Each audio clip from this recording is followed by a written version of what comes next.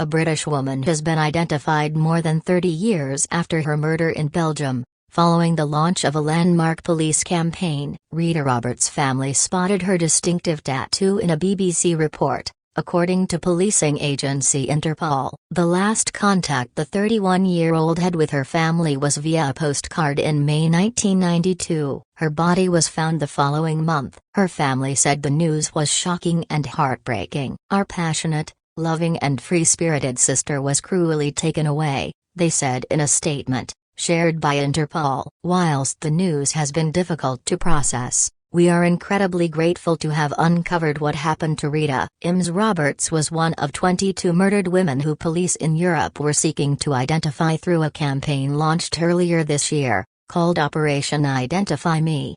The campaign marked the first time Interpol had gone public with a list of so-called black notices, seeking information about unidentified bodies. Such notices are normally only circulated internally among Interpol's network of police forces throughout the world. Most of the victims were aged between 15 and 30. The full list, available on Interpol's website, includes details about the women, photographs of possible identifying items, and, in some cases, new facial reconstructions and information about the cases. Ms. Roberts had traveled from her home in Cardiff to the Belgian city of Antwerp in February 1992. Her body was found lying against a grate in a river 4 months later, after she had been violently killed. Her family said she was a beautiful person who adored traveling and loved her family, adding, "She had the ability to light up a room, and wherever she went, she was the life and soul of the party. We hope that wherever she is now, she is at peace." Interpol's head of police services, Stephen Kavanagh, said a family member identified her after spotting her tattoo, a black flower with green leaves and Runic written underneath, in a BBC News article, published in May this year.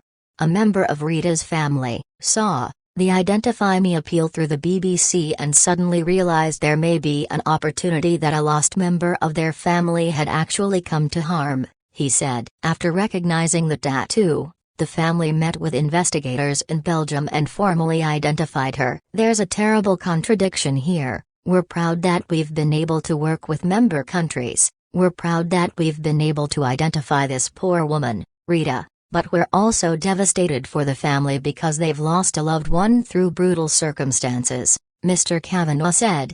Belgian authorities are now calling on the public to come forward with any information they have about Ms. Roberts or the circumstances surrounding her death. Since Operation Identify Me was launched in May, police say they have received about 1,250 tips relating to the 22 women whose bodies were discovered in the Netherlands, Belgium and Germany. Information has included possible names of victims and potential leads about clothing and jewelry the women were wearing. Mr. Kavanagh said police were still pursuing leads on the other 21 cases and were hopeful that Ms. Roberts' identification was just the beginning.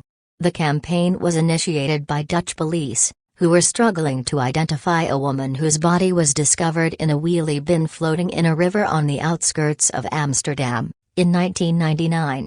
Other cases include a woman's body found wrapped in a carpet and bound with string at a sailing club in Germany, in 2002. Each of these women were individuals, with families, with friends, with partners, with ambitions, and they've all come to harm in brutal circumstances, Mr. Kavanagh said. "We as global law enforcement have got an opportunity now to try and identify them and bring closure."